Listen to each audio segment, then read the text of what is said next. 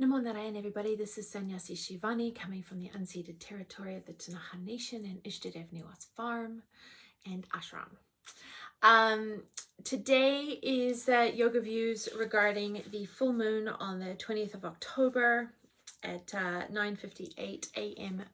Mountain Standard Time, which of course is 2 minutes to 3 in the afternoon GMT. You know, I just keep getting that song in my head of, it's a Rihanna song, I think it is here. Baby, this is what you came for. Lightning strikes every time she moves. Yeah, that's where we are. This is what we came for. This full moon on the 20th of October has got some alignments that are real doozies.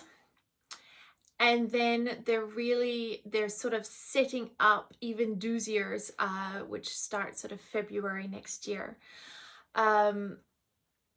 Briefly, so this full moon is got your moon is in Aries, and of course Aries is ruled by Mars, which is war and anger, impulsiveness and reaction.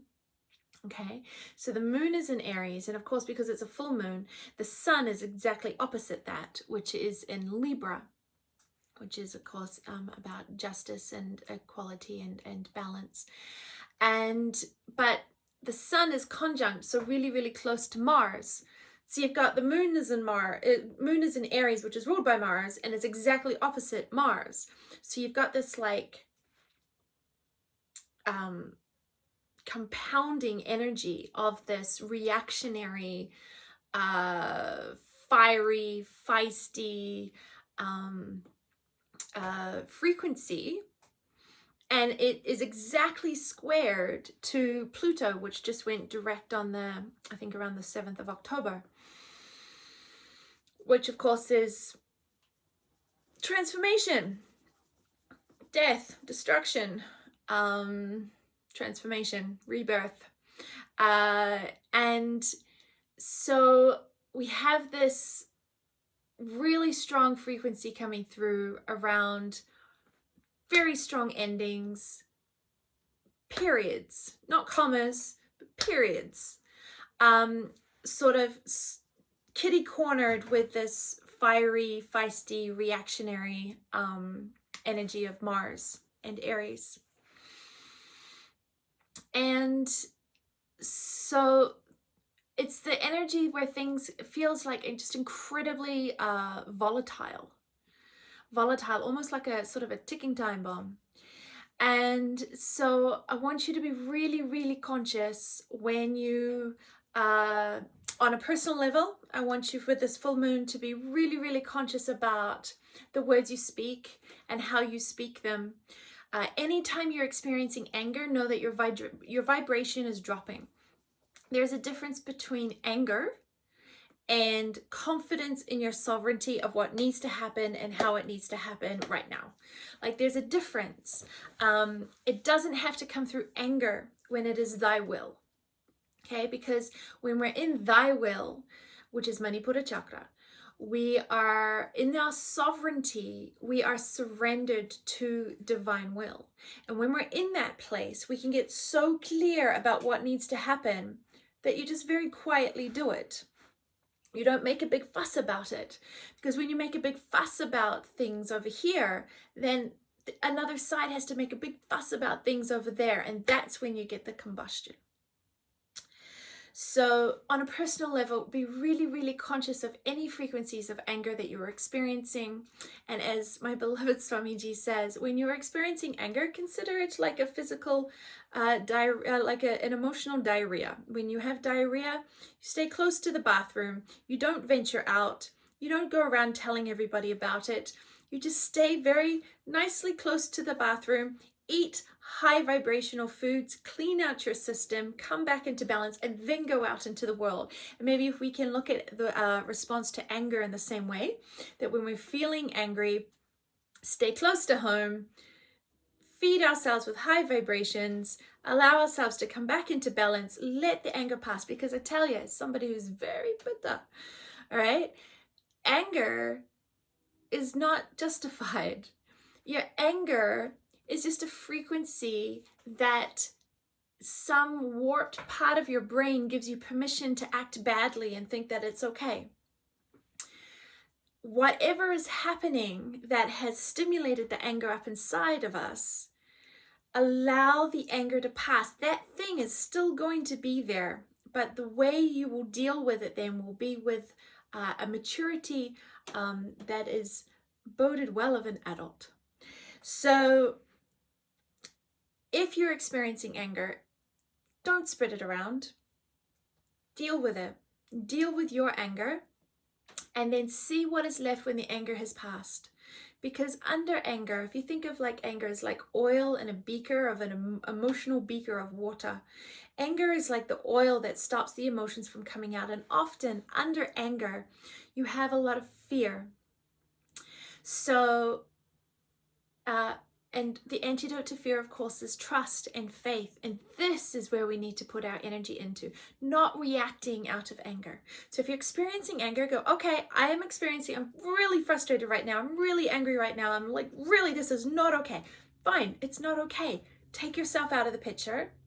Sort yourself out. Go to the bathroom, right?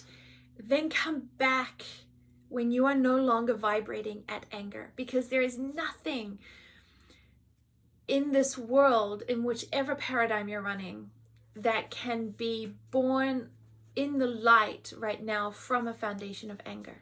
So sort the anger out. And I think we're going to have a really awesome opportunity around the 19th to the 21st, because it takes, the moon about 2.5 days to move through. So almost like that, halfway through the 18th, the moon will go into Aries. And that whole time, we're going to have a really great opportunity of looking at where are we, and with this frequency of anger. Don't react. Don't react. Don't get loud and boisterous from a place of emotional anger. This is what is going to stimulate a lot of challenges for a lot of people. Okay, and I think people are going to have enough challenges without dealing with that as well. So on a global scale, or on a community scale, just be really mindful of, if you're getting together in groups, and I'm not talking from a COVID perspective, I'm talking from just a frequency perspective. Try to stay in community that is high vibration, that is going to speak properly and speak kindly, speak with clarity, speak with sovereignty, and allow that to be your collective frequency. Because when reactionary and a lot of aggression comes through on a collective, the mob mentality never ends well.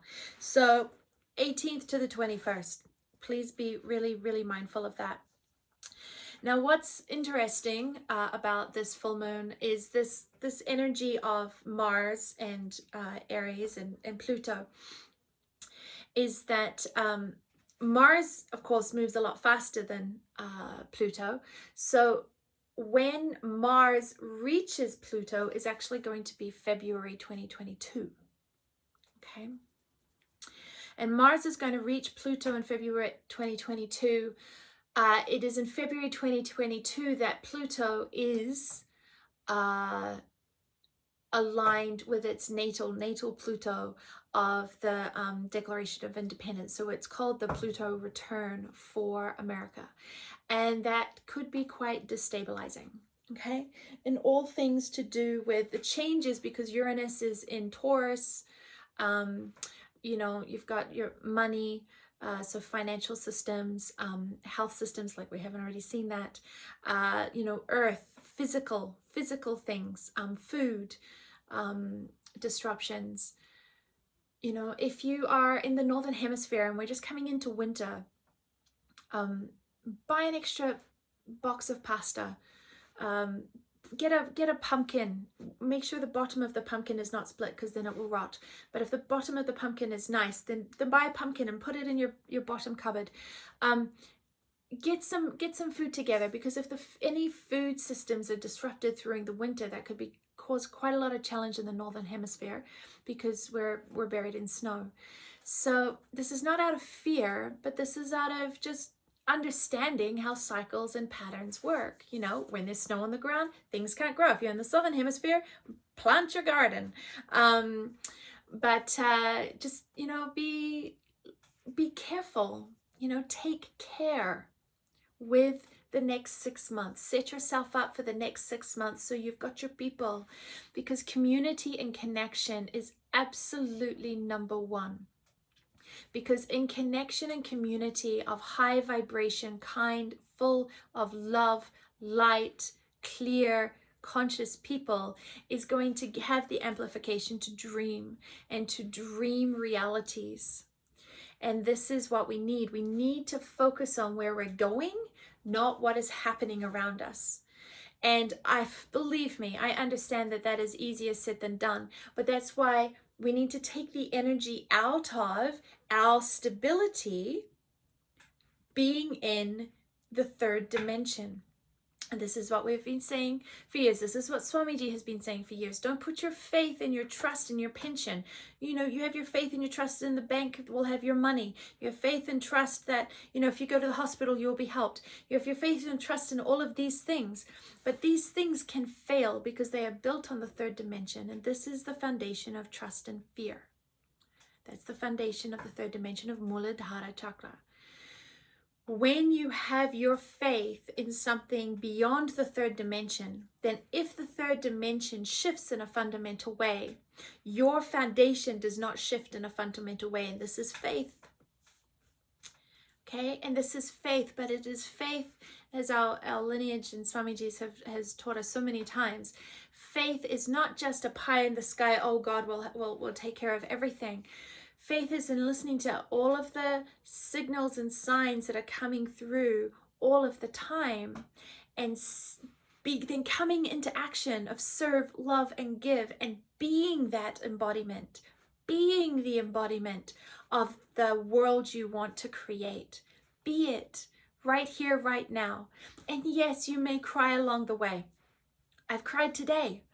Right? You may cry along the way. You may feel incredibly isolated at times. You may feel incredibly lonely at times. This is new territory. It's not necessarily going to be easy, but we have each other. Okay?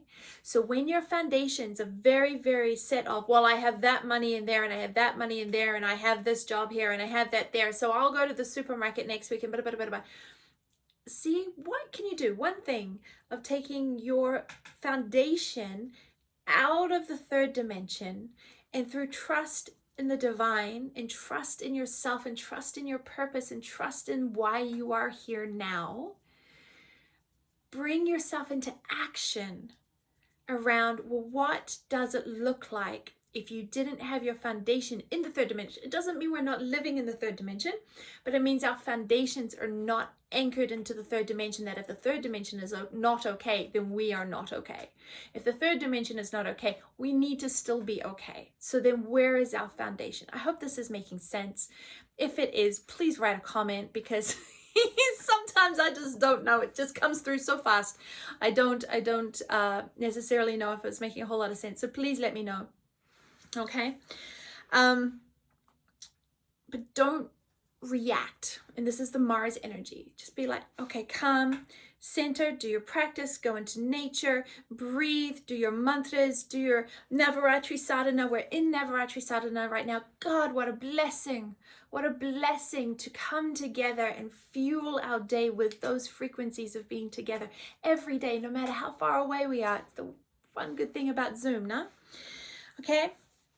And then of course on the 21st and 22nd, which is just after the full moon, the moon is going to move and it's going to come into, conjunct with Uranus, which of course is squared to Saturn, which is the same pattern over and over again, another layer of the spiral of the old versus the new, and wisdom versus courage, and, you know, change in the future versus holding on to the past, and all of these things. And I'm not going to go through every alignment for the whole 2 weeks, because I feel that, you know, the devil's in the details sometimes, no? And need to understand that all these echoes that we're experiencing as the moon comes around the cycles every 2 weeks, every month, every 28 days, okay? They're all, it's like a symphony, right? I don't know if many of all of you, some of you I'm sure understand how a symphony works, where you have themes. You have like a theme. It's like a 3 or 4 bar theme, like a little tune, da da da da da da, and then that gets played for a little bit and you can feel the frequency of that, and then the next movement of the symphony changes, and it changes all of its energy and it has a different theme and blah blah blah blah blah blah blah. But then like right into like the 3/4 of it, there'll just be one sort of like flute that plays da da da da da da, and it instantly brings you back to the first movement of the frequency of what that felt like amongst the chaos of the brass and the drums and everything else going on. You've got this one little flute that goes da da da da da da, and this is what the light is doing right now, right? We have this tune of love that is there through the whole time, but the movements as the planets are aligning, the different themes are hitting us, right? But there is the constant theme that is running through everything, da da da da da da, of choose love, choose kindness, choose love, choose kindness. This is what you came for. This is what we're here for. We're here together for this. And you are not alone. You are not alone. No matter how much you feel as though you are alone, you are not alone. Make a comment. Reach out. Come to ashram. Come to your community. Reach out to a friend. Reach out to an acquaintance. Reach out, because guaranteed in your courage of sovereignty of saying, today is hard, today is challenging, right? The other person likely is going to be like, oh, yes, but your courage has just lit my heart. So let's just sit here for a moment and have a cup of tea, and together we can be okay. Even if everything around us is not okay, you can still be okay, because your foundation is not anchored into the third dimension. As the third dimension is shifting so rapidly and sometimes quite volatilely, that's not really a word, sorry about that. It's not so volatile, that you can still be okay. I can still be okay. We can still be okay, because we have prepared. This is what we came for. Okay, so for the next 6 months, and of course I will make videos for the new moons and the full moons between now and then, but for the next 6 months, I really, really want you to encourage you to have a practice every day that is connecting you to your faith in the divine, faith in spirit, faith in your ability to live. Not survive, but live, to thrive. Because this is what we came for. Okay? So,